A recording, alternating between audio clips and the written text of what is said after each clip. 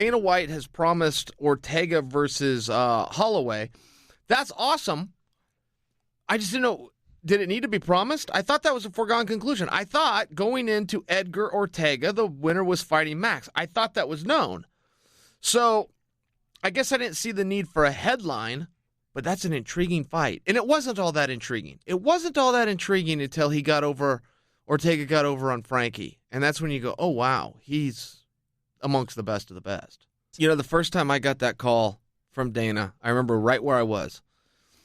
And I didn't have his number. At that point in my career, he would still go to press conferences and call me by the wrong name, Chael Sonnen and all this stuff. So when he called, I didn't have his number. I just answered the phone, hello. And he goes, hey, man, it's Dana. And I said, and I don't know any Danas. I only know Dana White. I'm thinking, who's this? So I just said, oh, hi. Then I realized it was Dana White after a little bit in the call.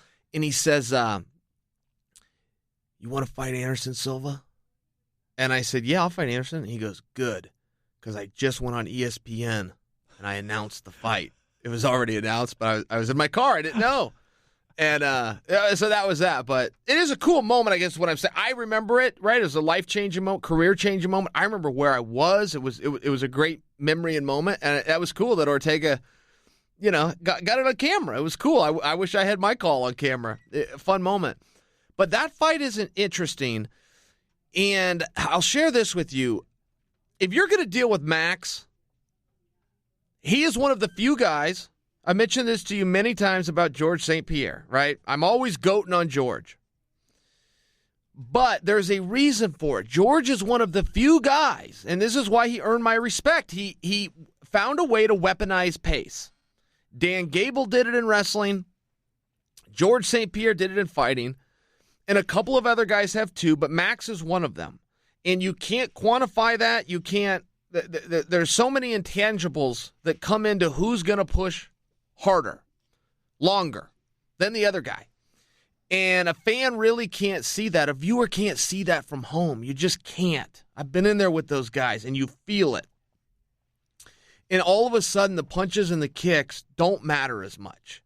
I've got to deal with three of whatever this guy's. It doesn't matter if they are punches, kicks, knees, elbows, submissions. It doesn't matter what they are. There's three of them coming for this guy when everybody else is still at one. And it's just a different feel. Max Holloway, as good as he is of a boxer and a kickboxer, and he is damn good, and he's got that length and he knows how to use it, but he's weaponized pace, and he jumps on you. And whether it's good technique or bad technique, when he's throwing that many things at the wall, something's going to stick. I respect the hell out of him for that. And to have that kind of a pace and conditioning, I know how hard he has to work and how disciplined he has to be to have it. I would just suggest to you that Ortega comes with that same weapon. And now you're dealing with intangibles. Max is a big son of a bitch. He's long and he's tall. Ortega's got a weird body for that weight class too. He's big, he's tall, he's long. He's longer than people give him credit for. He's not as long as Max, but he is long. He's got that great jiu-jitsu. So does Max. How do you get the guy there? Who can get the other one there? I'm talking about onto the ground. I don't know the answer to that. I think that's up in the air. I don't know that any analyst could definitively tell us who the better wrestler is.